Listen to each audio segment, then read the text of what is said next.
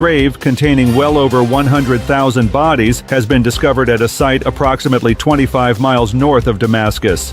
A high-ranking Russian general died in a bombing incident in a residential area of Moscow, an event that Ukrainian sources are describing as an intelligence-led operation. Russian media, including state-affiliated TASS, reported that Lieutenant General Igor Kirillov was killed by an explosive device believed to have been hidden in a parked scooter and remotely detonated. The U.S. Embassy in Port Vila sustained damage on Tuesday when a 7.3 magnitude earthquake struck Vanuatu, a Pacific island nation. The quake hit roughly 18 miles west of the capital. Svetlana Dali was arrested again, marking her second detention this month after an earlier FBI arrest on December 4th for illegally boarding a Delta Airlines flight from the U.S. to France.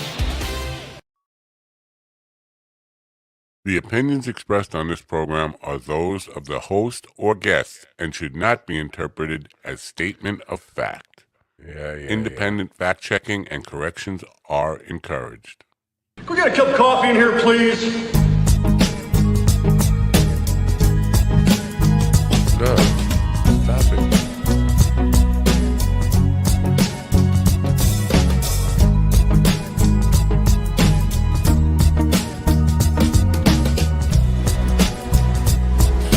Everything's all wrong.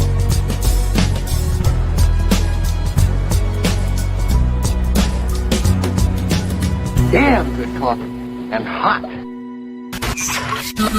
My dog is your mind's best friend. Oh, he's dark. A little dark there. My dog is your mind's best friend. Wake up, America. You've got a dog that needs walking. That's right, sunshine. Just put on a big pot of strong coffee and get ready to type your little hate mail with your opinions about kumbaya and flat earth insanity. Stand-up comedy? You want stand-up comedy? Well, we've got sit-down comedy. It's time for Coffee with the Dog. You make me laugh.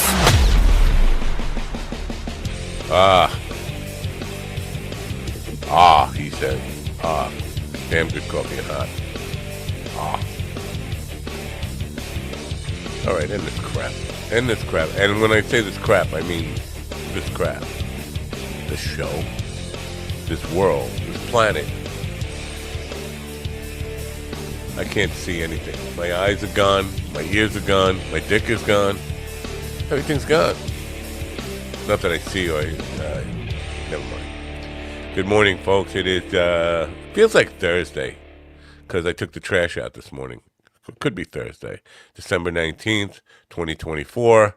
I did not do a show last night because I was still feeling sick, still kind of doped up on the NyQuil, and still, obviously, even though I feel a little better, still kind of doped up on stuff. I've been screwing up everything. I had yesterday's show rescheduled for this morning, and this morning's show scheduled for Tuesday night or something in the so a little bit of confusion, a lot of confusion here going on this morning. And what else is new? Welcome to Confusion with the Dog. If you don't know, the United States government is about to get shut down because Elon Musk wants it that way. Because the Republicans and Democrats came to an agreement to, keep the government funded and going. And Musk said, no, let them suffer. I want them to suffer. And because he bought himself a president, and that president controls Mike Johnson, who controls the House of Representatives, the government's going to get shut down. And what that means, a lot of services will continue. But if you are waiting for disaster relief money from hurricanes or tornadoes or any of that stuff, Elon Musk is laughing at you. Ha, ha, ha. And there will be other people who will be hurting. And listen, he hasn't even taken office yet. Fuck you people who voted for him. I hate you Trumpers. And I'm not kidding. I hate every last one of you Trumpers with every ounce of my being. You just die. Just fucking die. Really. You're worthless people. You're stupid. You're a fucking cult. and you're not serving humanity in any way, just get off the fucking planet, you losers. That being said, good morning. Hope you enjoy the show today. We have an interesting show for you today, I think. Not because it's something I'm personally looking forward to doing, but we have somebody who is, how do I put this? Cyborg. It's not Jordan Peterson, no. It is Len No, who is author of Human Hacked. Now, it seems like he's just taken upon himself to put chips in himself. I don't know where, first of all, he got the scientific knowledge, the surgical knowledge, to implant chips in a way to make any fucking difference. I mean, I think most of them you have to put in your nervous system, a.k.a. brain. And putting chips in your own brain doesn't seem really feasible to me. Because once you start operating on your brain, you get a little woozy. And you feel like you're on NyQuil. Anyway, and then in the second hour, we have Chris Shelton, who is I'm sure GD knows how to say this. It's a Chinese medicine where you hold your thumb or something and go, walk, and supposedly end your suffering. But we don't want to end our suffering. We want to enjoy our suffering here. So that's what we got today. Both authors of books about stuff that can improve your life if you're into operating on your own brain, putting a chip in your dip, or you dip in your chip. Don't double dip. That's what we got in store for you today. So there's that. Are you happy? I'm still a lot. Just out of it. I'm all NyQuil'd up. NyQuil's a good high. I have to say, it is a good high. Anyway, so yeah, back pain, neck pain with the wong, and implant a chip in your dip. That's what we got for you. So let's play a commercial, and then when we come back, maybe we'll dip our flips and chips in the dippity.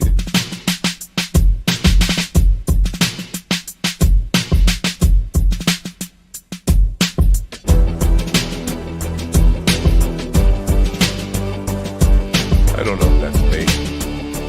Probably wrong. Everything's probably wrong.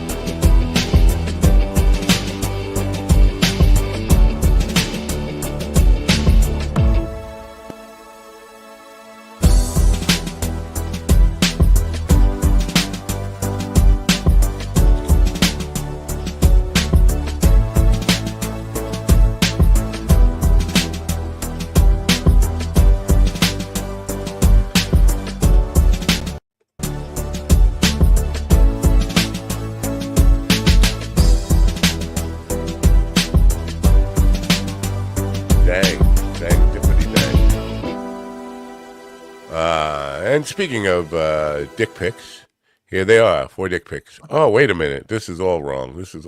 See, I knew it was wrong. Everything. Legitimate criticism of me always fucking with the layout. Anyway, good morning, folks. In the room are Ron Willie 1, Kane, Steve Willie 2, Ortiz, and GD Willie 3, Fenderson. Good morning. Remember, those guys said that that you're always struggling with the layout, Matt. I know. That's why I said that was legitimate criticism. That they're absolutely right about that. Hey, what am I going to do? They're right. When they're right, they're right. Good morning, America. MindDogTV.com. Is your business model based on enjoying the suffering, but you book a show with people trying to end the suffering? You might be Matt Napo under the influence of NyQuil. Enjoy the suffering. Support your local mercenaries. Well, MindDogTV.com. The best show ever worked with cold medicine.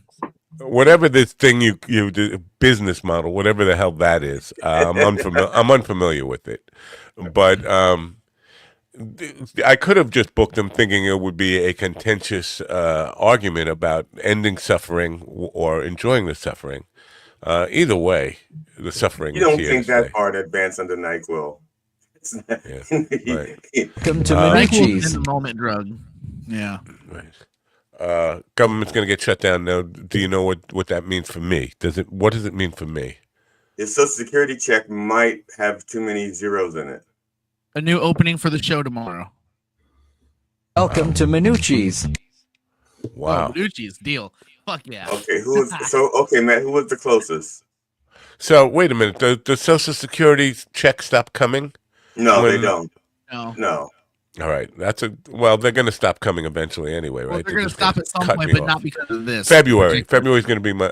I think my last check will be January 20 something, and then my last one will be January 3rd, and then I'm fucked. The 3rd? Why do you get it in the beginning of the month? What makes you so special that you get it in the beginning of the month? Because I was born broken and you grew into it.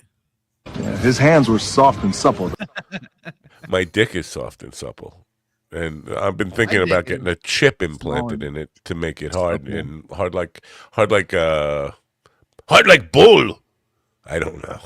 What accent was that? It was trying to be Russian, but I'm just like, I'm NyQuil'd up, man. I am stoned out of my mind on NyQuil. So it hasn't been a good week.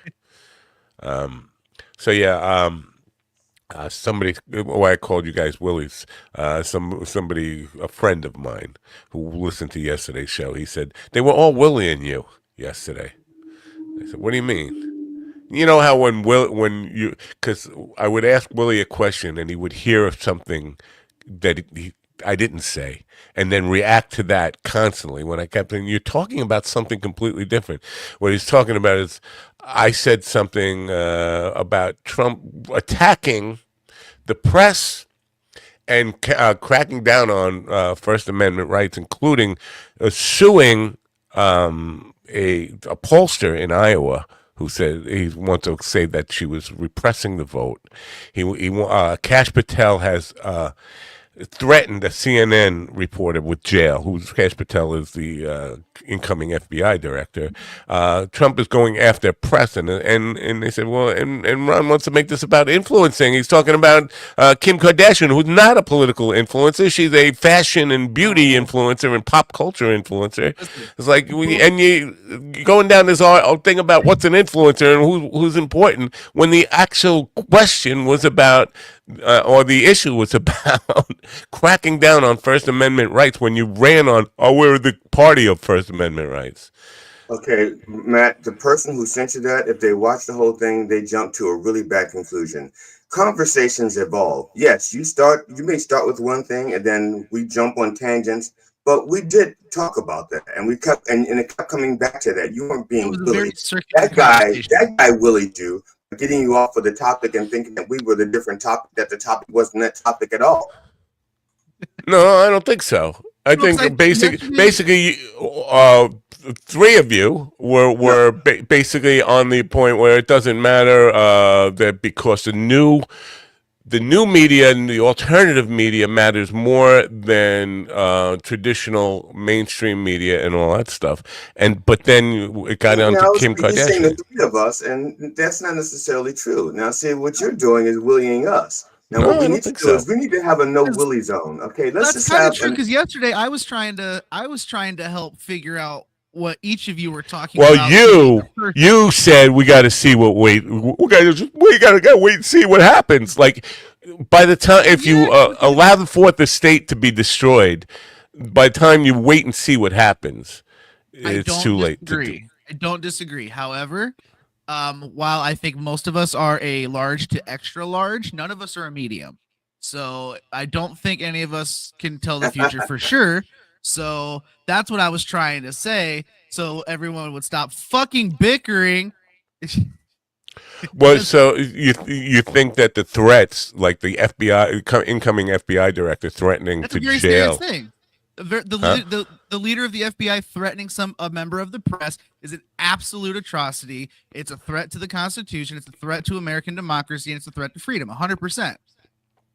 It's like the 50s all over again. Everywhere. That is true. It is like the 50s all over, except there's no Elvis or Chuck Berry. It's like the racism isn't as classic as it was back in the 50s. It's like 47 to 53 is where we're at right now. Yeah, there's no cocaine in Coca-Cola. Yeah. But there's Was there in the Nazis and 50s? I think that was in I don't know. I don't know. I didn't learn about cocaine and Coca-Cola until the 60s. Yeah, I think I could be wrong about this, but I think that was ended in like the 20s. That's why they called it the Roaring 20s. By the way, everybody was fucking high on coke. I will find out when did they stop. I'm going to ask Google, when did they stop putting Coke in Coca-Cola? Well, you can grok for free now. I do know a place where they do put cocaine in Coke. Welcome to Minucci's. Do they have classic Coke? Yes, You're they telling do. me I can get classic Coke, shitty fake, not Italian food, and get high? Italian food? Welcome to Italian Minucci's. food. That's as bad as my Russian. I know. It's me, Mario. You come to me on my daughter's wedding.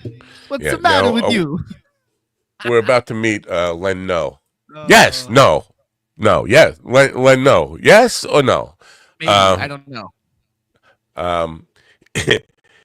He's I don't know if he's like officially full on cyborg yet. He is a guy who is human. He's got a book called Human Hacked. His life and lessons as the world's first augmented ethical hacker. It's going to be an interesting story. Listen, you know what? I'm already confused, but let's just bring him in and say good morning to Len No. Good morning, Len. Good morning, gentlemen. Wow, you're talking without your lips moving. Thank you for having me. All right, my pleasure. Well, I'll blame Elon for this. I live in the middle of nowhere, Texas. It's Starlink. All right. Now, you're putting chips in your own body. Is this what's happening? I have put 10 chips into my body so far, and I'm in the process of putting a whole computer in my arm. It's wild. Now, how do you? First of all, do you have medical training? No, sir, I do not. I'm as far away from medical training as you can imagine. That's magnetic? Is that what we're looking at there? I've got a magnet in my finger. I have a credit card in the top of my hand. I've got chips that actually allow me to be more secure online. So I actually have to scan a microchip to get my one-time passwords to log into things. I can compromise your mobile device if you are unfortunate enough to put it into my hand. I can actually physically hack technical devices through physical contact. Wow. But can you install something? There's a that reason like for that. network? I know all about technology. Yeah, but can you get something in your arm that would like increase the strength of your Wi-Fi so you don't keep dropping out? Could you be your own like Starlink, like a walking Starlink? Not yet, but I'm hoping to. I really am. I don't know about a Starlink, but my next implant, I'm planning on actually having a computer put in my arm, like a small single board computer that's about the size of a stick of gum. And I'll be able to actually stand here. Like if we were all sitting in the same room together, I could be talking and attacking all of your devices while we're talking, and you'd never know it. Wow. I doubt it. My device is still analog. Oh, then you're safe. I would caution anybody, do not look at Ron's devices. Do not look at Ron's devices because it will just horrify you and make you probably more perverted than you were. You can't sanitize that kind of algorithm. Well, I remember when my mom used to sell Tupperware back in the day, and when they would purchase the Tupperware, the people would come over and she would shove the credit card up my dad's ass and swipe it that way, which allowed him to Minucci's. Communicate with the local Welcome to server. Minucci's. I don't know if you know this about me, but I woke up with my uncle's antenna in my ass. So all right, well, let's try to not really get serious. I'm going to be serious for just one moment, and it has nothing to do with this. Just a previous thing that we were discussing. The best I can tell, Coca-Cola stopped putting cocaine in Coca-Cola in about 1922. See, I was right. The 20s. Look at me. I was right about something. Write that down. Now, Len, I wanted to. I was gonna say that I think what you're doing is kind of cool. I've seen several documentaries on ethical human hacking, and I think I'm in a wheelchair. So I think for accessibility purposes, I feel like it's like a gateway to a lot of independence and freedom. Like if you can have a thing that could, open doors for you, access doors, not just the old fashioned. You mean like an automatic door opener when you go like to the supermarket? No, one of those. But for example, my garage door. I don't have if I'm not in my car and I have to come in the house, the only way in is through my garage. I have to reach a keypad. If it would just able to just register and go in, it'd be cool. Now, yes, a phone would work, but here's the thing: if I lose my phone, I break it while I'm out and about. It'd just be nice to be able to come home and just go. Somebody sees you in the park in your driveway, they hit you over the head, knock you out, and roll you up to your door. Your door opens up, and now they got you and your possessions. True, but that's a lot safer than them like cloning my phone and taking access to my Ring camera or something, or my Ring door lock. Or just carry a stick with you. I did. That's how I got in yesterday. That's how I got in yesterday. Is I was like, fuck, I can't find. Okay, so I went and fucking broke a stick off the bush to push the buttons. All right. So, Len, why for you? You're not in a wheelchair. Why did you get started in this? Well, the biggest reason was when I started looking at, I've been an ethical hacker for most of my life. Well, actually, no, I was a black hat hacker for most of my life. I'm a retired 1%er outlaw motorcycle club member. And I was a criminal for the better part of my life. And I didn't actually change my stripes until I started having grandchildren. And it was a complete change in direction. And after doing the research, I realized that, once you put these devices inside your body, they're covered under the HIPAA medical privacy laws as well as GDPR. So from a hacker's perspective, I have tools that are actually protected by the US government, and there's laws protecting me and even stopping people from inquiring very deeply. It's a pretty wild loophole you found there. So basically, if you get caught doing any sort of hacking things using any of the hardware inside of you under HIPAA laws, they can be like, "Well, we need to check your history and your data," and you can be like, "No, that's more. It's not even that. That's the big one that I have in the top of my hand right now, and this is actually a little bit larger than a silver dollar. And this one is actually a combination RFID and NFC chip. So if I can actually get a device into my hand, I can use the pre-programmed NFC triggers to redirect your mobile device to an infected website. I can download malware. I can even phish you. But the trick is let's say, I'm one of the few human beings I know that has my own frequently asked questions. And the first one is always, how do I get through airports? Right, that was coming up. That was on my list. And I was going to ask, how do you wear a sweater? What do you mean? Static? Is that what you're talking about? Static? Well, I mean, if you have that in your hand, how do you put on a sweater and get a sweater on and off without it catching? That is the most boomer question I've ever heard in my life. They don't stick out that much. Who manufactures the chips? Well, the chips are all manufactured by a company called DangerousThings.com, and they're based out of Seattle, Washington. Wow. So there's one company that specializes in human, because there has to be a power source for these chips, right? No, actually, there isn't. I'm assuming that we've all gone into some kind of a secured facility where they have like a key card access. Probably. That card has a little chip in it, and there's always that box that you have to hold the card up to. That box is actually putting off an energy field that once the chip comes into the inside of it, it'll actually energize that chip and actually transfer the data between the chip and the receiver. So none of my chips have any internal power. They get their power from the readers and not from the chips themselves. Wow, interesting. Those NFC chips are so much fun to play with. I worked in cell phones when NFC, really became a thing to the general public. And I remember I had a 2-piece bracelet that they sent to us for the store. And one side I put my contact information, and then the other side I put 2 girls, 1 cup. The direct link to the video. Yeah. You are terrible. I love you. Yes. So terrible. So basically, all I'd have to do is just go up to any of my friends that had a phone with NFC capability at the time. Which at the time was like Samsung's really at the time. And I just hold it and just hand it back to them, and they're looking at the poo cup shot. It's perfect. It was awesome. And I'm using that same concept for a lot of the attacks that I'm doing. URL redirections, they're one of the new features that they've recently added is the ability to connect a device to Wi-Fi networks.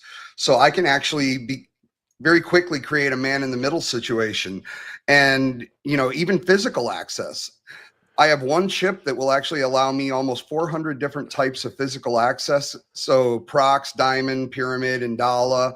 So I can basically skim your access badge, write it down to one of my chips. And even if I'm caught, the worst thing that's going to happen is they're going to trespass me because there's no proof of any malicious intent.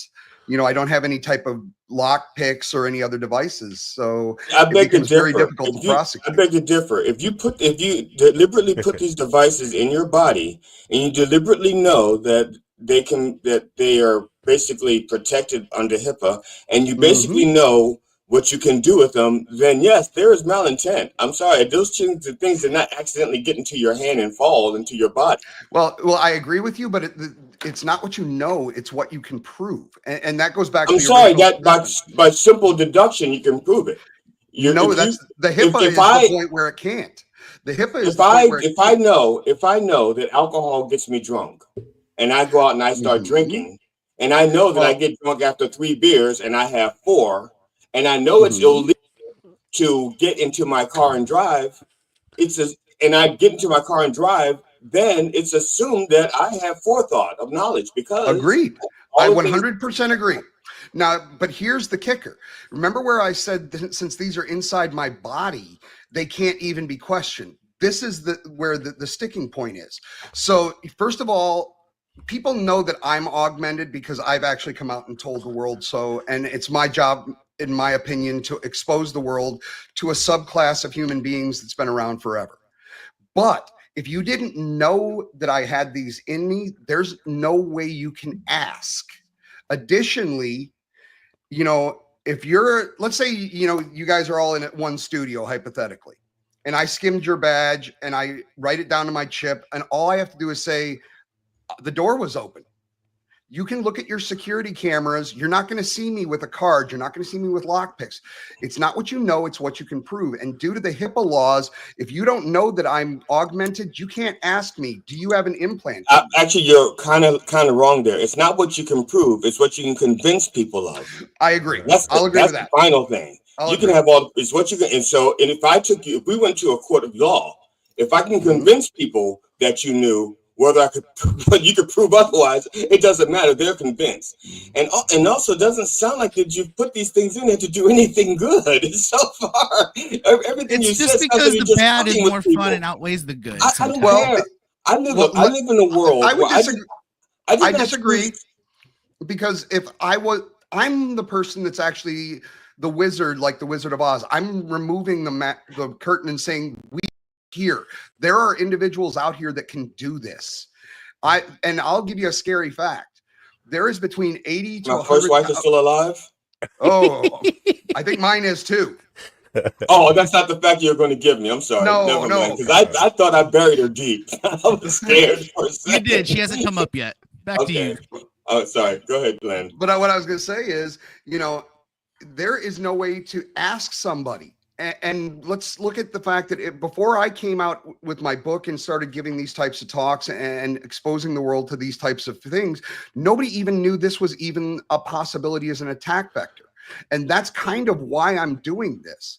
We're at a point in the human history when it comes to technology that we need to actually be almost like the Matrix, where we need to be able to interface with these machines on its own level to stay relevant in the new ages of large language models and artificial intelligence.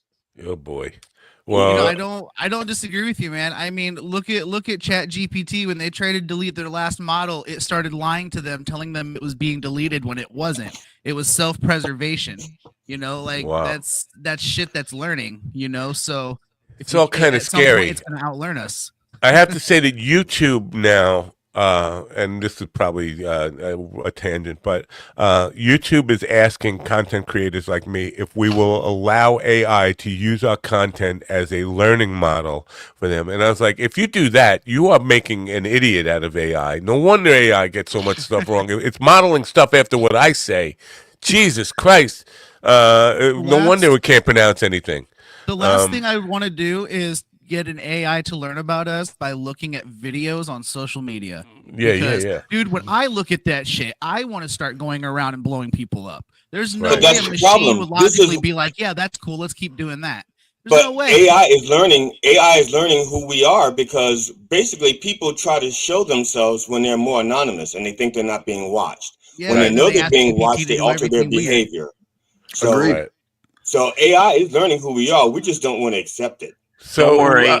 The AI is getting to the point that your sex doll will turn you down soon. Don't worry. It's coming. Happens all the time with me. That's already So what you're saying is it's going to be much more like the real world. Yeah. Yes. I think, and this got me a little nervous. I'm not sure that I heard you correctly, but you said there are other people like you out there. Are there? There's between 80 to 100,000 individuals out there with these same capabilities.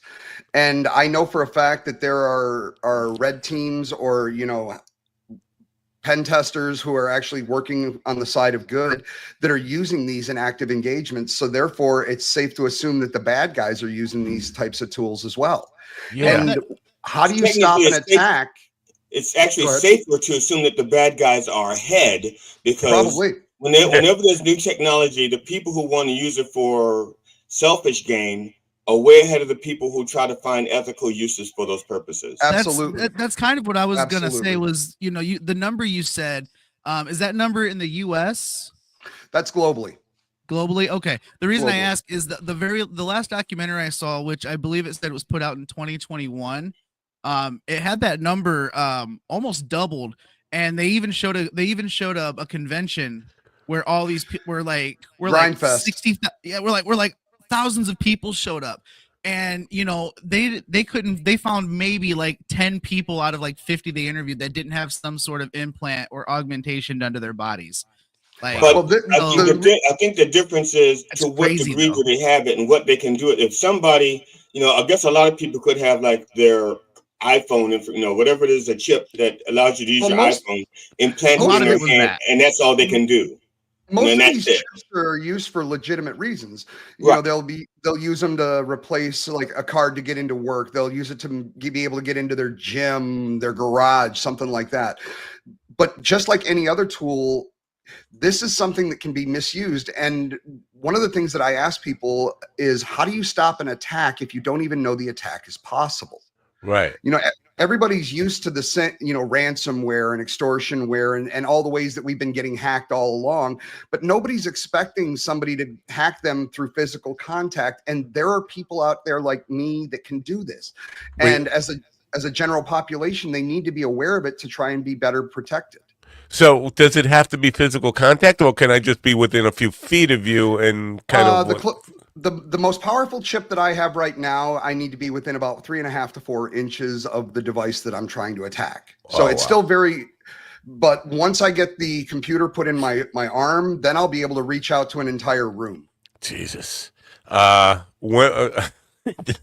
Do you cut yourself open? COVID actually did something good for us because COVID says everybody stay 6 feet away from each other. Yeah. So I'm curious. So the answer to you is a real virus to prevent us from getting that virus. We just need so that we all stay away from each other, so that the computer viruses cannot hack us. Wait, I want to ask you though. You're cutting yourself open to do this? Do surgery on yourself? I'm not personally doing it, no. But the truth is, you can't go to a doctor for this. Right. I love asking people, and I love y'all's personality, but it's like, how would that phone call even go? Hello, Dr. So-and-so. I'd like you to, do surgery on me to take this thing that I bought off the internet and put it in my body. Honestly, that doesn't sound that crazy. I mean, there's people in Hollywood that call up their doctors and be like, "Hey, I need like 17 bottles of Vicodin, please," and they get it. Who's doing it? Like tattoo artists or something? Body modification parlors. The same people that would split your tongue or gauge your ears, or do Yeah, but I actually, and a shout out to my modification or my body mechanic. His name is Pineapple Tangora. Runs Shaman Modification here in Austin, Texas. Wow. Now my dad's gotten so good with it. He just takes the air tag, dips it in some Crisco, and it fits right up his ass. And it goes right up his ass. He loves it. I was gonna ask you. You said you're putting a computer in your arm. Are you planning on controlling it? So how are you planning on interfacing with it? Are you gonna have like AR glasses, like something like Wi-Fi. that? Or? It's got a Wi-Fi hotspot, and I can access it from my cell phone over a terminal. Yeah. What's the positive intention behind something like this? That because I can understand it for like Neuralink for people who have disabilities and all that stuff, but like where does the positive intention for something like this come from? For somebody who does not have any. One of the big ones is there's a chip called the VivoKey, and this is actually a cryptobionic, FIPS compliant cybersecurity chip, and I use that to actually get one-time passwords. It's the key for my crypto wallet, and this is actually has the same all the certifications needed to be used for government. And one of the things that I like to throw out, especially amongst brain trusts like this, because I love your guys' opinions. As we're moving into this future where we can't believe what we see and what we hear anymore due to deep fakes, what is the unique identifier for a human individual? Is it going to be something like a microchip? Is it going to possibly be like some third-party service that's going to say, yes, you are our Mindog and you are Steve, the sitcom Ortez, and they're going to be the ones that are going to validate you for any type of legal things or financial in the future, because we can't believe what we see and hear over this tube anymore. So do you get more depressed then when the power goes out? No, because I know that I still have my own internal power. Oh, shit on your storm. Foulmouth Teacher says, I'm in Austin. I'd love to talk with this guy in depth. You got new power. Send the link. All you have to do is walk near him, and he'll download all the information you need to have. Now, the book. Yes, sir. Is the book a manual for me to do it, or is it just a kind of a memoir of how you got started? Tell me about the book and what's in the book. Well, the book is actually more of an autobiographical account of what it takes for somebody to wake up one morning and decide to go, today seems like the good day to start shoving electronics in your body. Right. My wife does it every day. Yeah, my parents have been doing that for years. I mean, it's no, low hanging fruit. That's the only thing I can reach right now. It's cool, dude. This has been one of the funnest, interviews I've done in a long time. You guys are awesome. But no, it's basically my history, how I started out as a screwed up kid on the west side of Detroit, wound up getting involved with the motorcycle clubs, a lot of the back history and how I started having grandchildren, and they basically changed my life. Yeah, I back to that. Because you said the better part of your life was spent as a criminal. So the better part of your life, you mean majority of your years, or majority of my years? Your life was much better back when you were a criminal. Wow. No. Honestly, I was doing a lot of things my life was a lot like Sons of Anarchy. For many years. You got a black guy here. I don't know what you're talking about. Basically, GD, you remember Hell's Angels back when the world was black and white? They do lunch. They do free lunches now. Yeah. Right. Yes, So you remember what they were? That's like what the 1%ers are now. I guess would be I'm trying to make a similar comparison. I know they're not exactly the same, but that's kind of the vibe.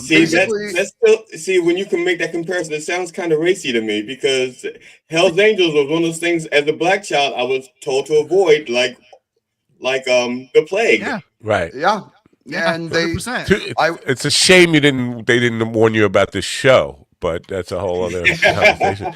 I was a screwed up kid, and just basically how all of the bad decisions I had made led me down this path to becoming a cyber criminal for the motorcycle gangs, and how I had 5 daughters and I had no problem screwing them up. But when they handed me my first granddaughter, it was like I couldn't help but see every stupid mistake I had ever made in my entire life staring back at me. Why is that? Why? Now, this is a different question because go ahead. Most parents, almost every parent, screws up their child somehow, and most of them do not apologize for it ever. Most of them, because they think I did the best I could.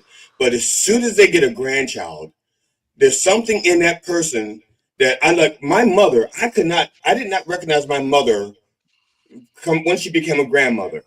When she became a grandmother, the grandkids like, Nana is so wonderful. I'm like, no, she isn't. What I grew up with.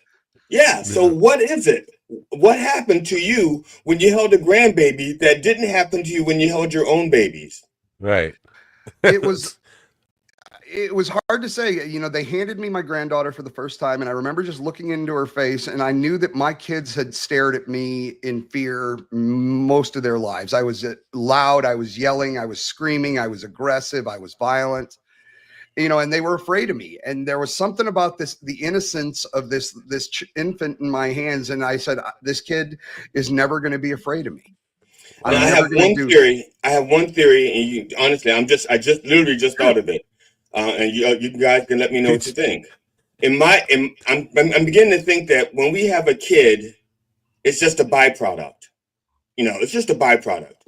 But a grandchild is a legacy, and that means something different when you're holding your legacy as opposed to when you're holding a byproduct. That's just a theory.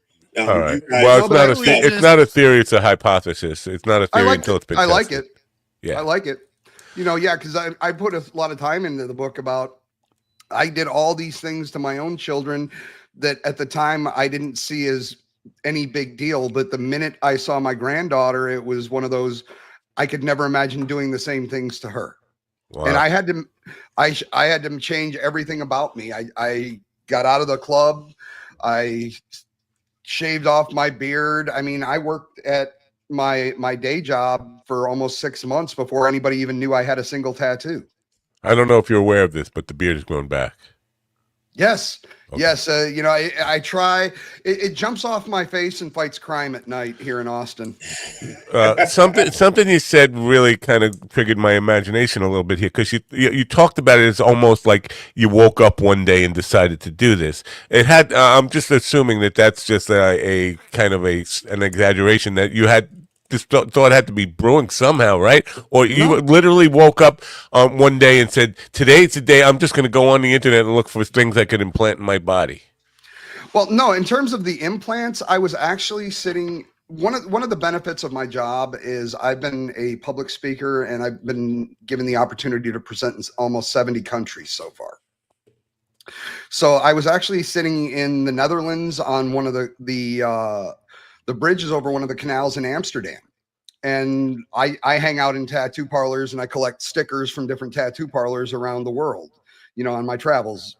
And there was a guy in the back talking about another tattoo and body parlor the next town over that actually had implantable microchips. And it was like, now I've got something. Because even before I got into the microchips that I have, there was a group called Grindhouse Wetware based out of, I believe it was Pittsburgh, back around 2015. And they were the first group to actually ever release consumer grade implantable electronics.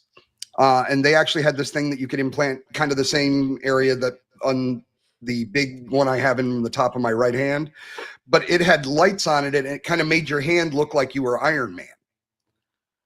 And this was back around 2015. And I remember seeing it and going, that's kind of cool, but I'm a criminal and I don't want people noticing me. So the idea of putting bright lights in your hand just kind of was counterproductive to what I wanted to do. But I've been never see your hand and not notice your face. Well, I definitely have a face for radio. Any concern of you getting hacked? Yes, absolutely. How do you sleep at night? I actually have custom-made gloves that I had made from a seamstress that are lined with RFID blocking fabric, just so that I can be safe. But that needs to be extrapolated out a little bit farther, if I could. You know, I chose to put these devices in my body the same thing is true of medical devices. Anytime you integrate technology into the human body, you're taking on any vulnerabilities that technology has, whether it's a pacemaker, a continuous glucose pump, a stem. Don't say colostomy management. bag. Please don't say colostomy bag. No, there's no electronics in that. That's more just a gravity feed. That's just my worst nightmare. So, but no, we are at a point where the human and the technology, we've been trying to integrate and get as close to the technology as possible ever since the first Rumble controller for a Nintendo. You know, we want that immersive experience with technology. The only difference between me and everybody else is you guys are wearing haptic suits and augmented glasses, and I'm going through the surgeries and I'm actually embedding the technology into me. But we're both, I think all of us want the same thing. I'm just not afraid to go under the knife. I actually don't. I'm pretty much anti-technology. But I'm if mainly because I see a different world where there's too much technology and people rely on it too much. They become lazy. They become selfish, more lazy, more evil, as far as I'm concerned, by my standards, not like I agree. Standard. I think that technology is going to be both the cause of and the solution to most of humanity's problems. Yeah. It's an interesting thing because I did, I got banned from YouTube for I think like 3 months because I had a woman on who was talking about the people in COVID who were talking about chips in bodies, and she was basically saying Bill Gates was behind this God chip. So okay, there is a section on COVID in the book as well in terms of breaking down all of the stuff that was complete bullshit. Right. You wouldn't be able to fit a maybe it's in the future, but a chip that was so small that you couldn't detect it by visual, you couldn't see the chip. On top of the fact that there's no way to power it. Right. Yeah. You know, the only powered internal devices are medical grade. And I'd love to throw one last thing out there just for you guys to think about. And that's the fact that when it comes to detecting people like me, it's almost impossible. In order to find us, you'd need to either have a full body X-ray, or every other detection methodology would violate, the laws of HIPAA.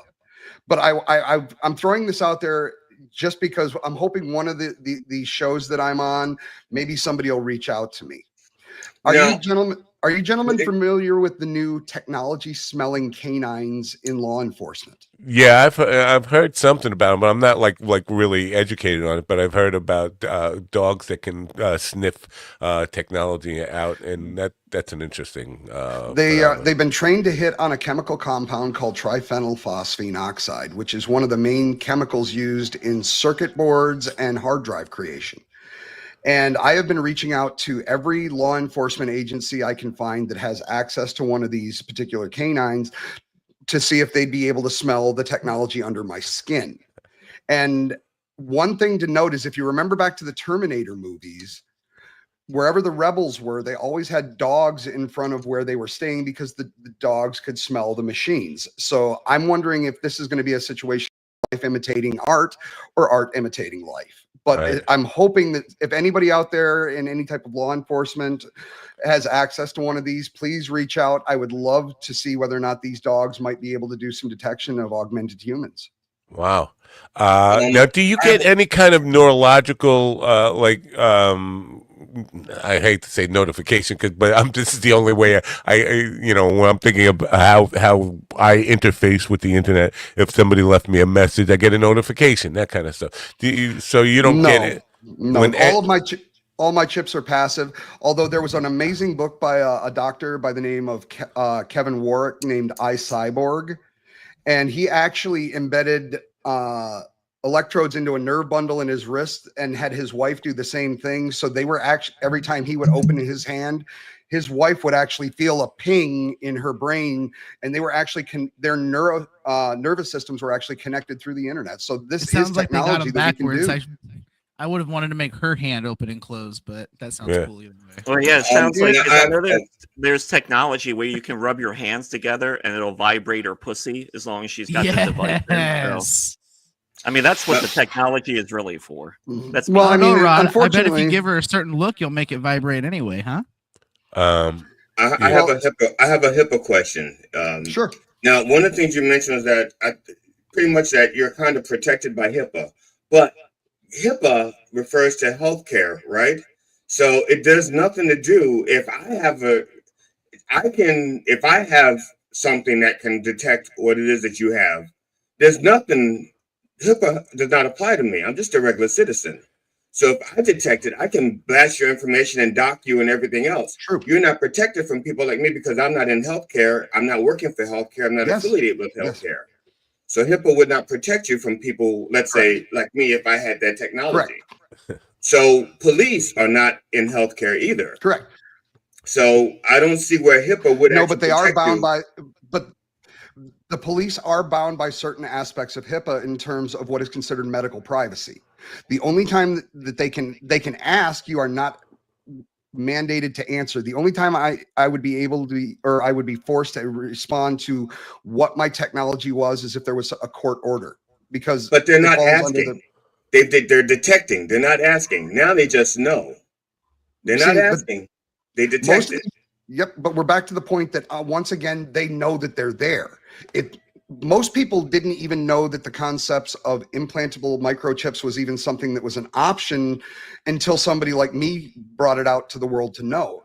I mean, if I hadn't written this book and I hadn't been talking about these topics, who would even know that you could even have a chip in your hand that could do these types of attack? Well, the Musk stuff with the Neuralink has been out there for quite some time. Yeah. There's a lot of people scared of that, and I'm one of them. Well, actually, I saw a documentary. I saw a documentary on HBO about 4 years ago. So it's not like the information is super secret. It's the ability to identify is the missing piece. Any one of you four gentlemen could have one of these things, and if you didn't tell someone, there's no way to really know. Even if you were standing next to somebody just like you, somebody who had the same stuff, like those chips would not communicate. You wouldn't be like. We need to be within 2 to 3 inches of an actual receiver, and it has to be listening on the right frequency, because when it comes to RFID, though, that's on one frequency, NFC is on a different. So there's a lot of parameters to this. There really is. Yeah. Well, John Beavers, let me just get to this, Stephen. John Beavers is saying you can ask, but you're no obligation to answer. You just say no, it's none of your fucking business, right? When it comes to the HIPAA statements and the GDPR, that's more around the authorities trying to find a way to use these as an arrestable offense. Wow. GD is absolutely correct. And the only people that can be in violation of HIPAA are people that have been HIPAA trained and HIPAA certified. There are certain aspects of the TSA, Customs and Border Patrol, and the authorities in terms of the police that have to work within certain parameters of HIPAA in regards to medical privacy information. For example, when I go to an airport, I have a metal knee. So do I. Okay, so yeah, they don't. If I want to go through the airport and they scan me and it's like boop boop, even though sometimes it does, sometimes it doesn't. I don't know what the difference is, but they'll ask me. Now I tell them I have a metal knee because I want to get through. Okay, plain and simple. All you need to do is say, is it medical? And you know that little card that you get from the doctors, because I had my knee replaced this last February. That little medical card that they give you that says you have a fake joint. They gave you a card? Yeah, they did. See, this is why I need to go to a white doctor instead of the guy in that van in the alley. I didn't get a card. He just said, "Trust me, you'll be fine." Just to be fair, I would recommend going to an Asian doctor. I'll go to any doctor that gets the job done. But what I was going to say is, kidding. I actually went to a witch doctor. It wasn't which doctor. I don't remember. I'm starting to suffer from that as well. I can't remember anything either. Len, do they make a chip that you can implant that makes somebody funny? What the fuck is that, dude? Jesus Christ. I don't know about that, but we're definitely moving in the direction where augmentation is becoming more and more profound. I mean, you guys have brought up Neuralink 2 or 3 times, but to be honest, I don't think that's the one that people should be looking at. All right. There's another one called Synchron, which is another brain computer interface that's based out of Melbourne, Australia, that's being backed by Bill Gates and Jeff Bezos. They're using a different surgical installation methods that doesn't require the opening of the skull. They're going in and it's almost like a catheter style or a stent where they're going up into an artery and releasing into a capillary. And they've had more than, I believe, a dozen human trials already where Neuralink is only on patient 2. Yeah, well, see, now that goes almost to where that woman who got me banned from YouTube with her theories about Bill Gates putting chips in people, that makes it seem a lot more possible. Now, I'm not saying that, YouTube, so don't ban me. I'm just saying. Not this episode. Not this episode. This is a good episode. Yeah. The only problem is when you have a Neuralink, you can't use your air fryer at the same time. And from what I've heard, it'll hook up into your Amazon Alexa, and the next thing you know, your lights are just flicking on and off. I don't know. That stuff's going on all the time without any prompts or any of that stuff, and that has me concerned because I didn't have that until 2 weeks ago. My stepdaughter moved back in the house, and she's got that, and it's just like, what the hell is going on? She's not even home. Why is this thing popping on and talking to me, dude? They're fucking. I'm telling you. I'm not a huge conspiracy guy, but those Alexas and Googles, man, those things I don't like how they listen all the time and they act. I don't understand how you people didn't see that coming when they first introduced it into your home. I don't understand that. Yeah, but I always close my eyes when people are coming. I'm with JD on this one, but let's be honest. If he has an analog phone, he's the only one of us that doesn't have something that's listening to us anyway. But the people that cry about Alexa listening to them, their phones are listening to them. Yeah, I cry about Serial. Don't open up. See, if I just say the name, she'll pop up. I bitch about that all the time. I have the same complaints about my phone too. I mean, don't get me wrong. I know it's happening. I know I can get rid of it by just not having it. But let me be a fucking crybaby. Back to you, Matt. And here's one of the things that kind of annoyed me, because before this phone, the phone I had a microphone input where you had to actually plug the microphone in, and I had a little device that I would just plug in there. It was like it's the same size and shape, but it transmitted no data. And it was a plug. But they've gotten rid of that, so it's a condenser mic. So I can't just turn that off. It's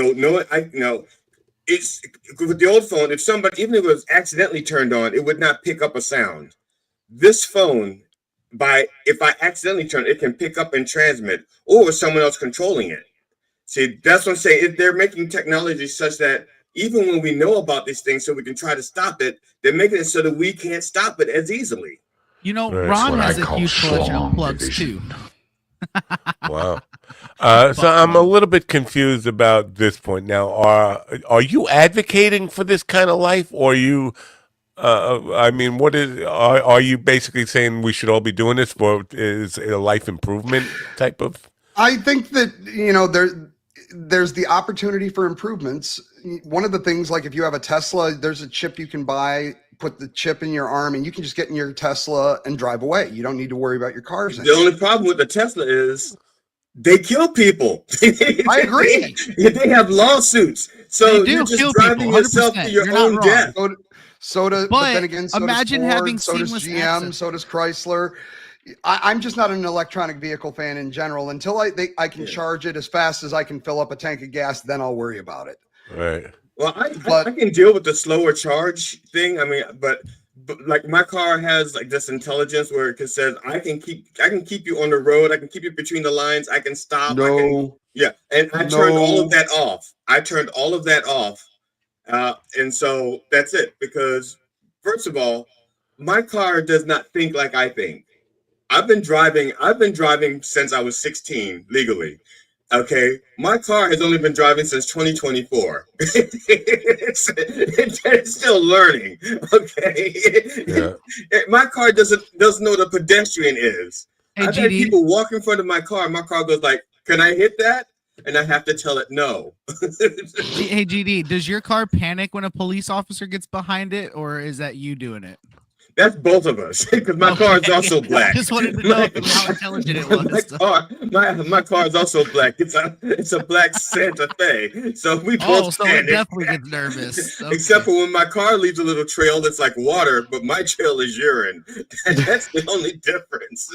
Did it come with the that we leave behind? Did it come with the evade arrest option or not? We are getting where we have to wrap this segment up, unfortunately, because this has been a good segment. I'm really interested in the subject here. I'm going to get the book. It's called Human Hacked, and everybody else should get the book if you're interested in this stuff. You can go to i-m-machine.com to find out more about where you can get the book and all that kind of stuff. But do you think we are evolving into some kind of cyborg? 100 years, 100 maybe too short. I'll give you 20. 20? I'll give you 20. Wow. I think with the advances we're seeing in biomedicine, one thing that I think we're going to have to change is just our general view of how we see ourselves as people. We've looked at ourselves as these celestial vessels that, are pure and have to be kept pristine. Once we stop looking at it as such and realize that we're nothing more than biological Legos, and to excuse me, to Stephen's point, one of the next big things that's on the horizon is they're saying that wheelchairs are going to be going away, and everything is going to be moving to exoskeletons that are tied into the nervous system. So I think one way or another, we're going to see this integration continue. It's just going to depend on what scale and what speed. Fascinating topic. Listen, thank you for being part of the program. You're welcome to come back anytime. I greatly appreciate it. It's a fascinating topic, and I got to admit, it scares me a lot. But I'm going to be dead soon anyway, so I shouldn't be that scared. Well, my whole point is, if I can close on this last thought, I understand that this is a scary concept, but the truth is people like me were already here. So being afraid of us is not going to change it. But what I'm hoping that through these conversations is that people will start to realize that even though I may be an augmented human, I'm still human at the end of the day. And this is just, in my opinion, the next step of evolution. Very cool. Well, I appreciate you being on, because no pun intended, but pun intended. You have to be thick-skinned to deal with people like us, but your skin has to be thin enough so that you can penetrate it to put those devices in it. So I appreciate you balancing that, finding that balance. Very cool. I really appreciate the opportunity today, gentlemen. Have a great holiday. Yeah, you too. Thank you, Len, and do come back sometime. We appreciate you being here. Thanks. Bye for now. I am i-m-machine.com. Go check it out, folks. We'll play some news and then come back and we'll talk a little bit more about this before our next guest is scheduled. And GD, do you know how to pronounce that word that I'm going to be freaking out about? I don't need a word. It's like Chinese medicine. Q-O-I-N something. I don't know. We'll figure it out. I don't see the word in print anywhere. I can try. Really? I'll figure it out here. News. Nothing. What's going on? News is quiet. Sustained damage on Tuesday when a 7.3 magnitude earthquake struck Vanuatu, a Pacific island nation. The quake hit roughly 18 miles west of the capital just before 1 p.m. local time, according to the U.S. Geological Survey. While several aftershocks followed, no tsunami warnings were issued. U.S. officials announced that the embassy located in the capital on the island of Ifate sustained considerable damage during the earthquake and is closed until further notice. Lawrence Keller reporting. A high-ranking Russian general died in a bombing incident in a residential area of Moscow, an event that Ukrainian sources are describing as an intelligence-led operation. Russian media, including state-affiliated TASS, reported that Lieutenant General Igor Kirillov was killed by an explosive device believed to have been hidden in a parked scooter and remotely detonated. The blast also claimed the life of an aide accompanying Kirillov, who headed Russia's radiation, chemical, and biological protection forces. Benjamin Wright reporting. Muaz Mustafa, who leads a U.S.-based Syrian advocacy group, reported that a massive grave containing well over 100,000 bodies has been discovered at a site approximately 25 miles north of Damascus. Opposition factions and rescue teams continue to uncover evidence of alleged human rights violations tied to the regime of ousted President Bashar Assad, whose family has ruled Syria for over 50 years. According to Mustafa, the Syrian Emergency Task Force has so far identified 3 other mass graves in addition to 2 smaller ones. Joseph Eckerson reporting. Teen drug use remains lower than before the COVID-19 pandemic, right. as shown in results from a major annual national survey released on Tuesday. This year, Let's get about this 2/3 straight. of 12th graders They reported ask had not kids, used "Are you alcohol, using drugs?" and the marijuana, kids say cigarettes, no, or and they're taking e-cigarettes that in the as past 30 okay. days, marking the highest they're rate of using it. abstinence Look, since the they- survey began tracking it in 2017. That's Among worked 10th forever, man. graders, Don't you know? 80% Ask reported them, not they're using honest. those substances recently, another record high for abstinence. Jessica Oakley reporting. The Federal Trade Commission has finalized a regulation that aims to eliminate surprise junk fees for tickets to events, as well as charges for hotels and vacation rentals. Under the new rule, businesses must disclose full prices up front instead of adding fees like convenience charges or resort fees during checkout. FTC Chair Lena Khan stated, "Whatever price you see is the price that you are paying at the end. No more mystery surprise fees at the very end of the process, which really cheat consumers and also punish honest businesses." Kevin Sanders reporting. Svetlana Dali was arrested again, marking her second detention this month after an earlier FBI arrest on December 4th for illegally boarding a Delta Airlines flight from the U.S. to France. Law enforcement sources said Dali cut off her ankle monitor on Sunday and attempted to cross into Canada. The individual hosting her in Philadelphia found the broken monitor and informed authorities. This led to an arrest warrant being issued Monday morning for bail jumping in the Eastern District of New York. Kyle Norris reporting. And Wait, that's the latest bail news jumping headlines in the with Alan Eastern Edwards. District of New York. She was being hosted in Philadelphia. None of that makes sense. Svetlana Dali. Hello, Dali. Matt, I believe it's pronounced Qigong. Key. Is that Qigong. the word from the one after Shelton? Shelton Qigong? Yeah, Chris Shelton. Yeah, that's the one. Okay, Qigong. Key like in chick chick chick and gong like in bang a gong. You know. All right. He's not due here for another. Right. No, what the hell?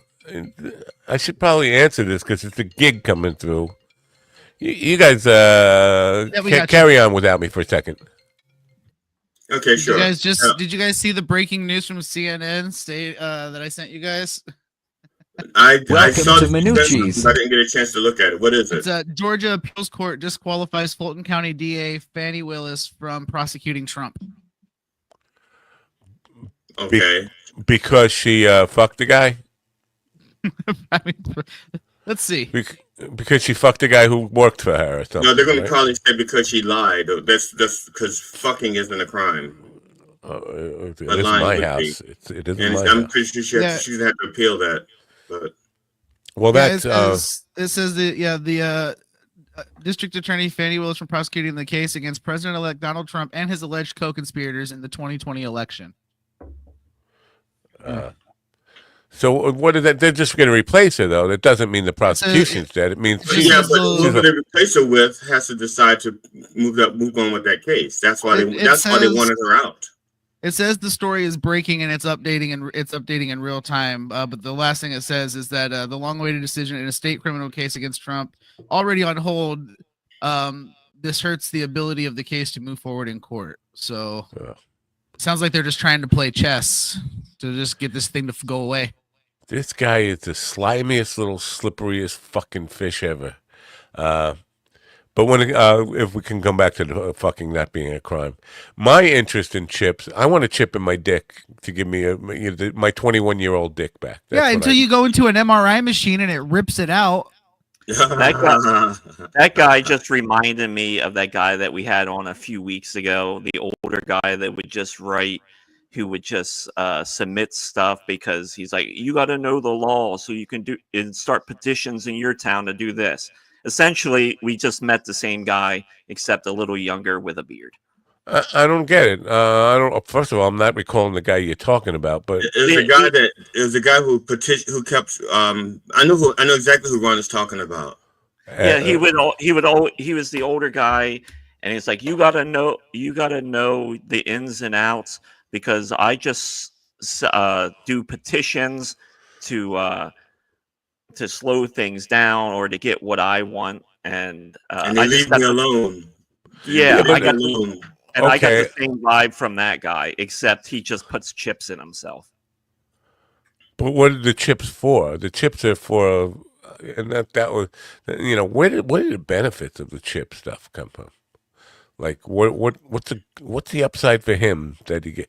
Well, it almost got just a sounded book like he deal. was trying to bring awareness to the fact that as this shit continues to grow, that the opportunity for people to be malicious with it grows. So just to be aware that it exists, to be aware of the malicious intent that's possible, I think was kind of what he was getting at, was just awareness. But he woke up one morning after the grandchild. He woke up and said, "You know what? Got to get a chip." Well, I mean, He like already he had the said, chips, though, I thought. but like he said, though, he said he was a cyber criminal, so he had already, he could have already been being exposed to this shit just online, because I mean, being a hacker, you're generally, super plugged into the community. You're talking to When you say thousands super of plugged people. in, I think they have their own power source. Something to do with the ass, I would imagine, but yeah. Foul mouth is saying, "I don't trust that to ever have be a positive capability." I am very paranoid about the whole thing. I don't want to be mixed, but again, I'm looking. People think I'm just kidding when I say this, or maybe they don't. But I am looking forward to the lights being turned off, and like just being dead. I'm hoping there's no afterlife. I'm hoping I will just be like Tony Soprano, just fade to black, and it'll be over for me. But it's kind of scary to be like half robot. Then they can always turn you back on.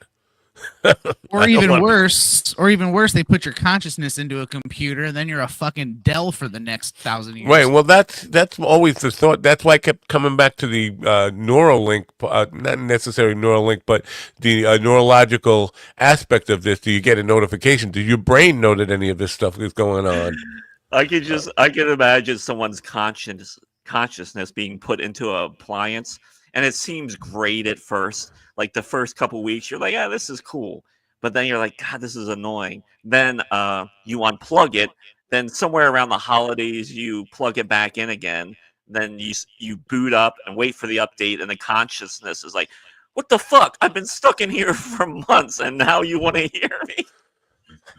So there's no Crisco oil tie into that. I thought maybe we were going to get some Crisco oil. Yeah. Or wouldn't it be great if you did that and your consciousness, you plug the appliance back in, you get the update, and all it is you screaming every time they turn it on because your consciousness hates it. Like, help me! The boot up sound is just you screaming in pain. All right, now I'm going to throw a very far tangent wrench in the machine here.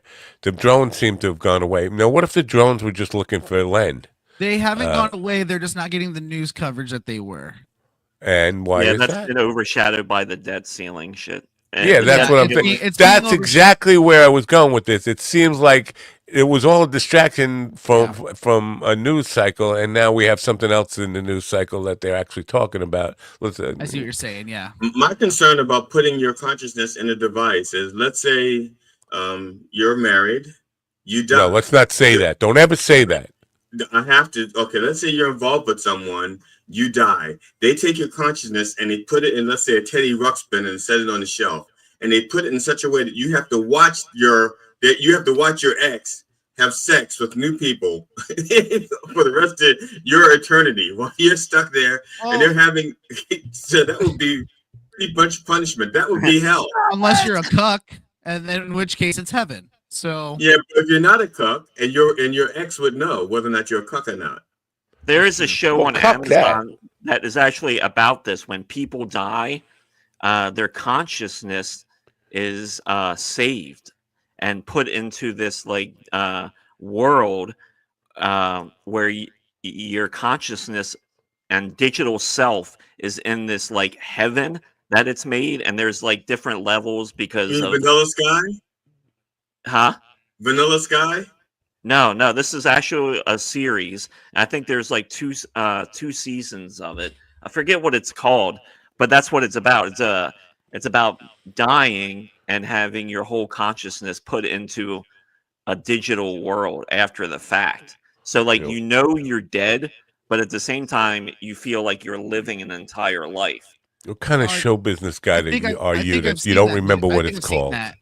You got one job, and that's to remember what it's called. Did it have the guy from was it the guy from Kingsman in it? No.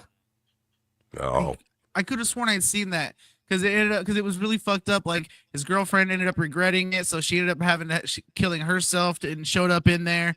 Yeah, that's the show. It's been a couple years since I've seen it. I think definitely been a couple years, but it was a good flick, but it definitely made you think like, man, that would kind of fucking suck.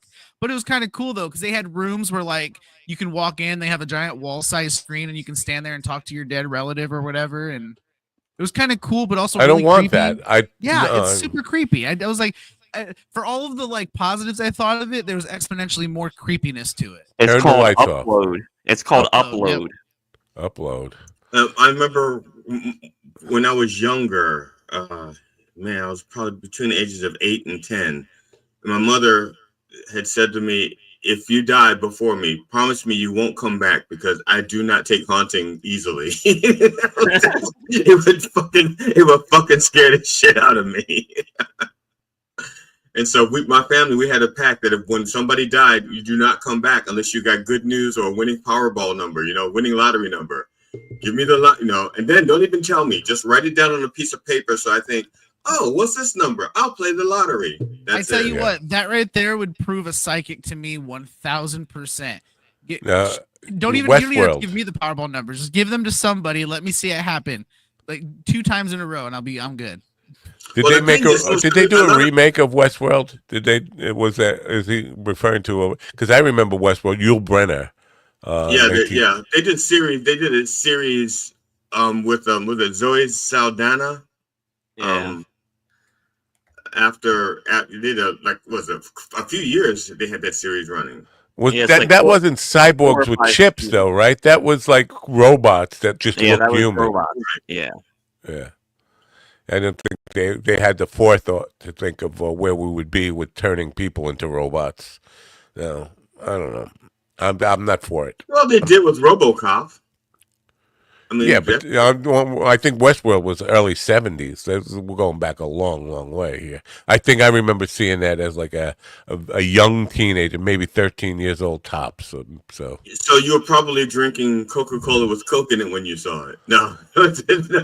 I wouldn't do that. I would just fucking do the Coke and snort the Coke and not in a movie theater. You have to get fucking bet. And a Coke. You have to get popcorn and a Coke, man. In a movie, you don't snort in a movie. That is so unsanitary. It is. I think we're getting quigonged. You feel he forgot to alleviate his pain and suffering, and he's in a terrible spot right now. Yeah. See, no, you're right. He didn't stretch before he quigonged, or maybe he saw that we're enjoying the suffering, and he didn't want to cause us any unhappiness. I'm wondering if there's somebody I could sue. Is there somebody I could sue? Yourself, no, maybe. But I think a refund. I think a refund. You don't know what I'm talking about because I didn't explain what I was talking about. What I'm talking about. I'm just looking at my wife put a post on social media for our local community group here because last week our oil burner had some problems with it. We had oil, but the oil burner wasn't working, and then the hot water heater wasn't working. We had a guy come in and he said the water was just so fucking sludgy and full of crap that it was choking in the hot water burner, hot water heater, and if we didn't catch it in time, it would have blew up the burner, and we would have been for a big expense. But it ended up costing us like $2,000 to get this repair done. And it turns out like everybody in this neighborhood was complaining. We don't drink the water here. I get bottled water, big time, like the office water cooler things. But there's a problem with our water being really disgustingly polluted. And that caused me that $2,000, and it would have cost like $20,000 if we didn't catch it sooner. It's just somebody I could sue for that $20,000, like the local water company or something. Why are they putting in all this polluted, junky water in my system that's costing me money to get my burner? That they're not putting it in, but it's getting in, let's say, a pipe that's cracked, so that the water goes through. Well, it's been like it's something that not just my house, but everybody in the entire neighborhood has been complaining about it online for a couple of months. That's what I'm saying. It's so the water feeding, in other words, it's not leaving the plant dirty. It's getting polluted somewhere else along the way, maybe a corroded pipe or something. Just wait for the pipe to explode. You'll find out where it comes from. Aren't they responsible for that though? Like the local Suffolk County Water Authority or somebody like? No, only if they're aware of it. I can't sue. I want to be able to sue. I want my money back. I don't want to have to. If you don't make them aware of it, they can't act on it. If everybody walks around going, it's like a power outage, and if nobody calls the power company and saying that the power is out, they're not going to know for the most part. Yeah. They learn because people call and say something. Hey, the power's on here. All these people in the group are saying they did contact SCWA, which Suffolk County Water Authority, about this, and they were getting a runaround about it. But it just doesn't seem right. Like it's like potholes, and you got carb trouble now because you're fucking running.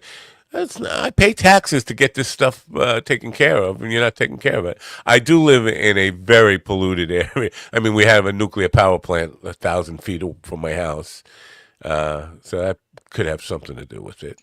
I thought that glow on your head was because of the nice Crisco you used, but that glow could be from the radiation. I'm sorry, Ron, you want to say something about it? He's stealing your Crisco jokes. No, I'm borrowing. He can have it back. I'm just borrowing. They never turned on the nuclear power plant. They never turned it on. They built it 50 years ago. We put up big protests and all that stuff, and so we just spent money to build it and never turned it. Oh, supposedly never. But you don't have to turn it on to have radioactive material in it. I feel you guys need some motivation or something right now. No. What did you have in mind? Like a chip? A chip in my dick? Yes. They told you to do what you love, and you'll never work a day in your life. And you gotta hand it to them, because they were right, and you were schlong. That's tasty. Well, a happy horse is happy snores. Okay. Not having not watched it, and it says, "That's tasty." I'm assuming it's something sexual. No, it wasn't. They told you to do what you love, and you'll never work a day in your life. And you gotta hand it to them, because they were right, and you were schlong. How many times did she have to do it before the horse learned that it would better if he just lifted his leg? Because that's not natural behavior for a horse. The horses usually have all two legs planted and two legs mounted. That's learned behavior. Well, no, but I mean, I feel like he was. I don't think she was jerking him off. I think she was just probably petting him on his belly. It just was a really bad angle. And he was lifting his leg like a dog. Yeah. Okay. Because that also could explain the laughing face, because that wasn't an orgasm face that horse had. That was more like a. Well, I don't know, Genie. Have you ever looked at yourself when you come? Because that could be your O face. Well, you think I don't have video? Allow me to ibid. Doug Stanhope came out with a book called No Encore for the Donkey. And in the beginning of the book, he talks about the donkey shows in Tijuana and Juarez being all myth, like it doesn't really happen. You hear stories about the donkey shows in Mexico, but it's not a real thing. And I said, it can be a real thing if you have enough money and enough will and desire to make it happen. Yes. When I was in Juarez in 1978, this guy Lou, who was determined to see a donkey show and had some money, he was going around trying to find a donkey show, and he basically offered this guy, a Mexican guy, enough money to make it happen. Guy went and got a couple of cheap hookers and a mule, a donkey or whatever, and he was going to have this girl jerk off and blow the donkey. But as soon as the the girl went and touched the donkey's dick, the donkey started kicking, and he did not like a human being touching his dick, and he ended up kicking the girl. He kicked the girl so fucking hard she went flying across the fucking barn. Her head hit the hit the wall, blood all over the place, and then her father came in with a shotgun and started shooting the fucking girl. I thought you said, and he shot the daughter to put out her misery. No, he shot the mule. She was never going to race again. Dude, Right. what a fuck! I want to see this in a fucking skit or a movie right now. That just sounds like it just. Oh, sounds it was horrific, but we ended up going to jail. Now I'm in a Mexican jail now, and I don't speak Spanish. And they're telling, basically we had to call one of the guy's mothers who lived in New Jersey to wire us money. It wasn't even like court or anything. It's like you pay money to get out of jail. I think I've seen this porn before. It wasn't porn at all, but it was gonna be porn, but weird porn. And I didn't want to see it anyway. It was kind of like chips in me. I'm kind of turned off by the whole idea anyway. I did not want to see. It almost sounds like one of those swerve movies where you pick it up because it's supposed to be like a donkey movie, like a donkey porn, and then it starts with like all of that happening. He gets to the Mexican jail, and then it's just dudes railing him for an hour. Yeah. So Sending the your point parents a letter. Tell them you're a whore.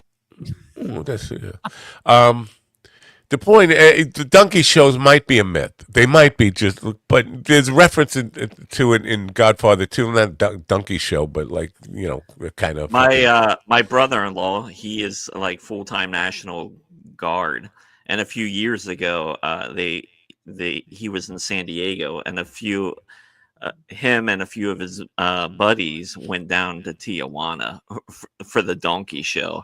Right. And they asked around, and they said every person they asked, the guys would go, no, you don't want to see this. You don't want to see this. You don't want to see. I agree. I didn't want to see, but Lou wanted to see really bad, and he had enough money to make it happen. They did finally find a place, but like I think the same thing happened. The donkey was not having it. Yeah, and nothing happened. Yeah. And they can react very violently, but I guess the point is that if you got enough money and enough desire, you can get people and animals to do just about fucking anything. So there's, it might be a myth, but it might also be slightly based in truth, and there might have been somebody sick enough and with enough extra disposable cash to make it happen at some point. Because a myth like that. I found someone for GD. What do you mean? Found someone. Hey, black men. You know what time it is? It's almost tax season. Time to get you a snow bunny. Because we got that bread.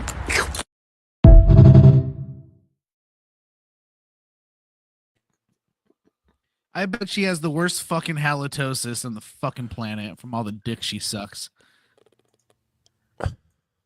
How do you know she's just not acting poorly so that she can get likes and I'm gonna. There's a vibe there that very much speaks to what she enjoys, and it's exactly what she says.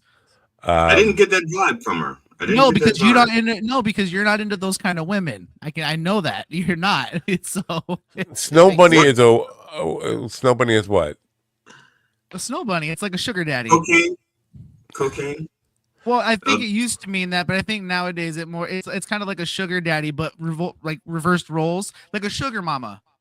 I knew what you were saying. I don't know what it means. I mean, I never heard Snow Bunny. You need to find one of mesothelioma. No, it's the simple definition is just a white chick that likes black dudes. No, didn't they call that jungle fever? Jungle fever. Well, okay, so it's like it's jungle fever with an ATM. Yeah. Looks like no Qigong. Maybe he saw that we were enjoying the suffering and didn't want to put us out of our. He didn't want to put an end to our pain and suffering. It was kind of considerate of him to not show up. No, I would say it almost sounds like he's doing exactly what he says he does, which is good for him. What does he say to do? Alleviate the pain and suffering, but we enjoy the pain and suffering. So by alleviating our pain and suffering, he would be causing pain and suffering. So by not showing up, he is living to his his ethics and code. He's in California, and he might think this scheduled for 10 a.m. California or he time. overslept. One of the two. Yeah. Because it's 7:30 there in the morning right now. But his name sounds like he should be a country singer, right? Chris Shelton. He should be a country. Well, who am I thinking? Chris Stapleton or college something? quarterback. Or a college quarterback. Oh yeah. So we were not going to learn about that. I could have kept the cyborg guy on for a little longer. Call him back. He had to go charge. Send him a message. Maybe his dick will vibrate. So now what are we going to do for the next half hour? Or we're not going to do I do anything? have some showbiz stories. There's a few stories, nothing too showbiz. Oh, that's nice. Some showbiz. How about showbiz, folks? Are you excited? You people in the chat rooms there. How about Ron, there's 51 people were sentenced this morning in France for the rape of a woman. Her husband has been drugging her for a little over 10 years. And when he drugs her, he calls men over to rape her. And the idiot he's been videotaping it. Yeah, and so they got sentenced today. He got 20 years, and I think one guy didn't actually have sex with her. He just fondled her, so he got 3 years. And his name was Didi? No. Didi? No, that's not his name at all. Not Didi? No. Didi, oui, Didi. All right.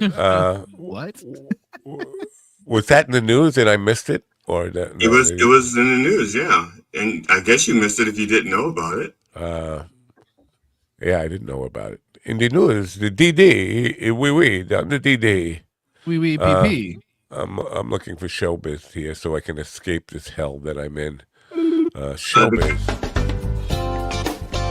And now, bringing you the latest in entertainment news from Hollywood, New York, and East Bumfuck, Montana. Here's our chief entertainment correspondent, Ron Kane. Ladies and gentlemen, it's showbiz. Showbiz.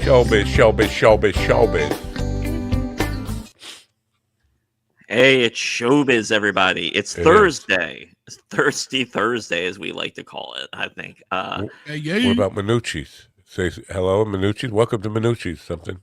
Welcome to Minucci's. And of course, our showbiz is sponsored by Minucci's. Welcome to Minucci's. So it's Thursday, so please make sure you stop in the men's room and get your free cup of lemonade.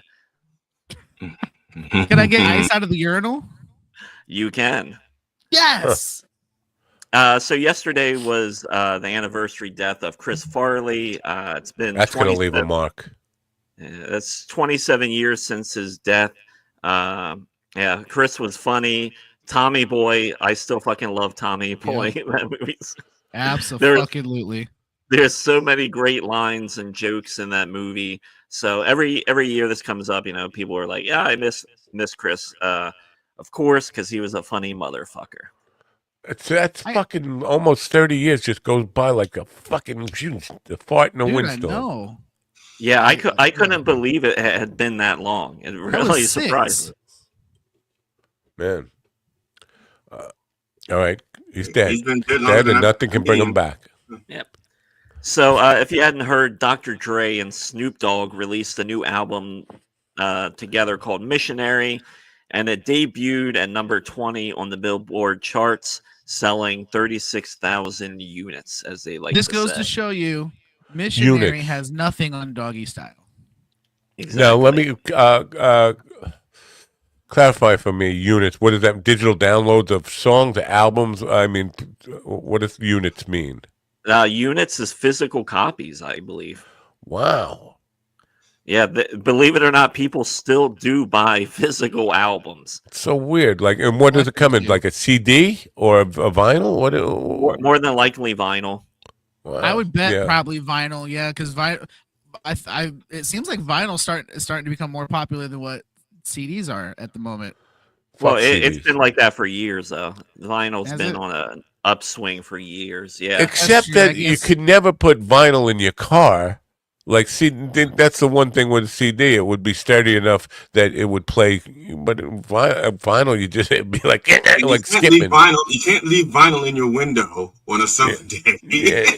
There's just a lot of people though that like to collect, and it's really hard to appreciate a collection of digital shit. You know, like you can't touch it, you can't experience it. You know, no, I get it. No, I appreciate that. To me, album art is a lost art. That is 100%. Art on the album was like almost. I think as music important. videos are a lost art too now. Like real music videos that were like that had that told a story, that had a narrative like that. Oh, that's all gone. Right. It's just confusing to me that on how you measure. Because last night, this has nothing to do with this, but the music industry now. One guy, I put out a Stevie Ray Vaughan reel, and a guy said he might have been a good player, but he never had a #1 song or a #1 album. And I was like, I went and I found a list of people who never had #1 songs and #1 albums, and that doesn't mean you whether you're a great artist or not. But so there to debut at number 20, it took 36,000 units sold. It's like, how do they measuring that? Does the digital download count in that, or is that all hard copy? It's a weird thing now. How they measuring stuff in the music business? Yeah, it's almost it's like everything. But there is a large swath of people that still collect physical media, from vinyl to video games, because video games is always a hot topic about digital versus a physical copy. I personally, I like physical copy over digital any day, because just you can't because blow on a digital copy. You can go hard drives fail, and physical media, you just grab it and it works, as long as it's not fucking scratched. This kind of speaks to another topic directly connected, is when you have digital, you don't even really like truly own it. Right. Because, for example, unless you have it downloaded on a safe hard drive somewhere, most things can be removed. Like there's been albums removed from Apple Music that I've lost, that that aren't available here anymore. My PlayStation, for example, doesn't take a disc anymore. And I've had 2 games already that they decided, isn't going to be free available anymore. And they just removed it from my system.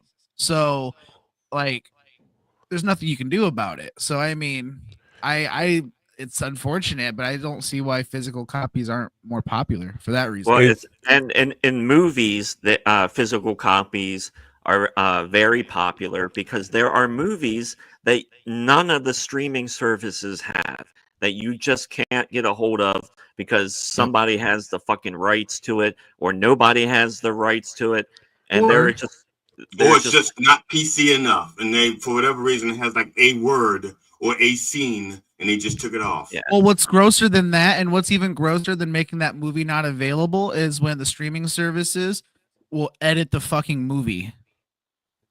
There's some movies that you go in and you can't even find the original version anymore unless you have a physical copy of the original.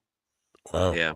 Is there Including such a Wizard thing? of Oz. I know we have to move on, but is there such a thing as gold record, platinum record anymore? Because that used to be like a big prestige thing. It's still a thing. But how do they? Okay, I don't want to belabor this point, but still how do they measure that? I mean, is that's a combined digital downloads and all that stuff, or how do you get a gold record now? 500,000 digital downloads. Yeah. I don't know exactly, but usually though, when you hear about when you hear about platinum records and shit, you always end up hearing a download number associated with it. Right, because I would think it would be really easy to fudge those numbers. Like you could get bots to do the downloads and all that stuff. So I just did a quick search. How does Billboard measure their record sales? So according to this, Billboard 200 is a weekly chart that incorporates multiple data sources, including traditional album sales, physical album sales like CDs and vinyl, as well as digital downloads, track equivalent albums, the metric that converts individual track sales into album sales by using a 10-to-1 ratio. Then the third piece is streaming equivalent albums. This metric converts on-demand audio streams into album sales using a ratio of 1,250 paid streams or 3,750 ad-supported streams to one album. It's opening it up to being able to game the system like the way the publishing companies do it now. And I've covered exactly. It. Yeah, and it's funny you mentioned that, Matt, because when it comes to comics releasing albums on, let's say, iTunes, because of how the metrics are measured, it's actually somewhat easy to get your comedy album to number one. Right. Yeah. That's the publishing companies figured this out a long time ago, especially the Amazon stuff and being able to offer pre-sale free downloads to juice the algorithm and push it up. I don't know. You can't trust those numbers. Don't buy stuff just because it's number one. That's the number. Yeah, and just because they only move so many units does not even mean that people aren't listening to it. This doesn't even count like their presence on YouTube, because around this album they released like a short 10-minute film to promote this son of a bitch. So there's so much shit out there that you're not even talking Instagram or fucking TikTok and shit like that. Yeah. You know what? I should consider a value add for comedians who are doing these YouTube specials. I will illegitimately boost you to number one for a fee. That's my new service I'm going to be on. Yes. So this premieres today on Amazon Prime. This is Mr. Beast's game show. I'm not sure if you guys remember, but there's been all sorts of controversy around this game show about the conditions that the people were put in. So today you get to see the final product to see if the torture and stuff did take place and was it worth it for the creative process. I would have signed up for torture for $5 million. I mean, torture me. I'm going to die soon anyway. Here's the thing. If these people were told what they were getting into and they signed a thing and they had the ability to leave at any point, who fucking cares? Who cares? If it's entertaining and they know what they're doing and they can leave without being held against their will, if it's a choice. All right, we're changing his name to Stephen the Cold-Hearted Son of a Bitch. Well, no, dude, it's like, okay, it's like watching a UFC fight and then getting everyone involved in protest because people are getting hurt. Like, fucking shut the fuck up. If you don't like it, don't watch it. How about that? Wow. I hate to admit this, but I think Stephen has a fucking point. Crybabies. Stephen the Sadist Ortiz. I'm sorry. He's really got that big daddy energy. He has a point on the end of his jabber that he keeps jabbing these people with. And if you notice, I spelled debuts wrong in that last line. I did notice that. You know what? I saw that, but I didn't want to be mean because I don't know. I don't know if you have like dyslexia or something. I'm not gonna pick on it. I just thought it was on purpose. Sometimes I just don't pay attention. Like with He's a kind-hearted sadist. He wasn't going to pick on your dyslexia. He's a soft-hearted sadist. Is what he is. That's just my ADD. Sometimes I'll see it and be like, I don't give a fuck. Dude, you know what? I got called semi-dark yesterday for the first time after my set last night. I like that you covered up Steven's face. Torture is involuntary. Oh, hey. That should be your new personal motto. Torture is involuntary. So this is a picture from the Disney series coming out called Win or Lose. This made news because apparently in this series there was a storyline about a transgender kid, and they've decided to cut it. They said they decided to cut it a few months ago. Well, he decided to cut it. That's how he became trans. So is it political pressure, or is it just to keep conservative dads from getting turned on? Well, if that's the case, why do they have that thing humping that other kid on the back? I was going to say, how did Steven get cast in this movie? Yeah, okay. Yeah, sure. Also, can we just not just put sexual themes in kids shit in general? What fun are you? Fucking sadist. Where do you think kids come from? Well, I'm not a fucking pedo, 1. I know where kids come from, 2.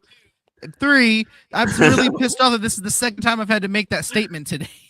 We've cut the trans line and we added a new character, and his name is John Wayne Gacy.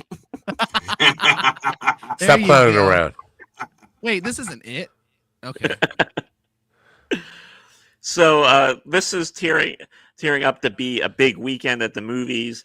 Sonic 3 versus Mufasa. Ooh, Watch your mouth. Disney versus Sega. And we all know that Sonic 3, Jim Carrey needed the money. That's why he's in it. But people he's love backtracked him. hard on that, by the way. Hard on that. I've seen 3 different interviews in the last week where he was been talking about if he would do a new Mask movie and if you do this, you do that, and he goes, "Oh, I've only been joking about the money. It really just depends on if the script is right and blah blah blah." I'm like, he got fucking fucked on shit. the truth. You're broke. That's why you did Sonic. You're Dr. Robotnik. Don't get me wrong. I think he was perfect for it, and I fucking love the Sonic movies, but it's for a paycheck. Yeah. Yeah, so it's a kids' weekend at the movies, so get ready for that. The big movie that's kids. opening. I'm going to go see this shit. Let's go.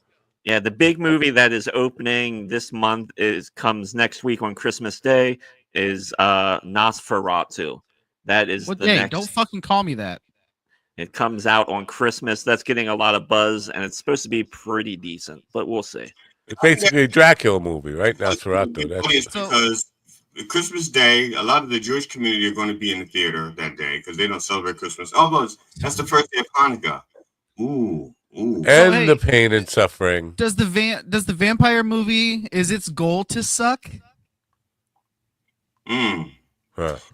That's what I call strong division. A lot of Chinese restaurants do a lot of high Jewish business on Christmas Day because they're open and the Jewish people can just go there to eat, right? But Hanukkah starts. Hanukkah starts on Christmas Day. So are they not going to be going to Chinese restaurants on Christmas Hanukkah Day? is really not like a real. It's not like a really big holiday for Jews. It's just not. Said by Palestinian Matt Napo. Right. Yeah, nobody ever cares about. If you pull away the Pretzel Logic thing, I wanted to ask you about that dopey Pretzel Logic graphic you had up there. 2 pretzel heads eating a pretzel with chips on their pretzels. I don't know. I think. Let's guess the caption. My guess. Your prompt said Utz eating their own. Hanover eating its own. Hanover. Yeah, because pretzels are made in Hanover. I did not know that.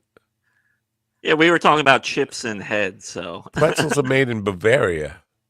No, just Bavaria. In the U.S., almost all of your pretzels are made in Hanover. It's the Hanover Mafia. They control the pretzels, the snacks. I was not aware. It looks like it's Pretzel Logic. I mean, it looks like chips, right? Those are chips and heads. I bet this is Len's like wet dream right here because you all know that those computer boys are all about their snacks and chicks, and he likes implants. Like look at the chips. So I mean, I bet this right here would probably get him off 3 ways to Sunday. I swear to God, Randy, I'll tell you to your face. Those wide open mouths. I never see. I mean, listen, I've seen women open up, but never like that. That's like inviting. Chips in head. I do have. I do. I have this video from Instagram. It is a white guy, and he's dropping hard R's everywhere. Oh, cool. Let's bring it on. Do you want to see it, GD? Because sure. You don't have to. I'm fine with it. Should we say goodbye to Gubs first? No. We couldn't do that. But yeah, let's. Oh yeah. Well, I want to talk about.